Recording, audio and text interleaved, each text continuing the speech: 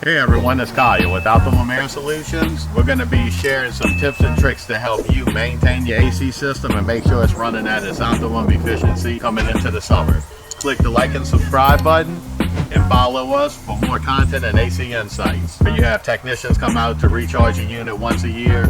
That's kind of like putting a band-aid on a bullet hole. And not to mention, it's costing you a lot of money. This customer was using another company coming out once a year to charge up our AC unit.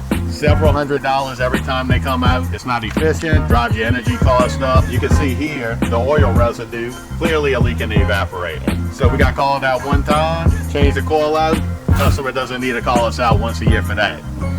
All right, let's talk about the real thing, maintenance. You should have qualified individuals out to your house at least twice a year to check your AC systems for any noise, performance issues, dirty filters, dirty coils, just to make sure we maintain your system at its optimum efficiency. You save thousands of dollars on costly repairs and save you from having to sleep in hotel rooms because you couldn't get an AC tech in the heat of the summer to come make your repairs.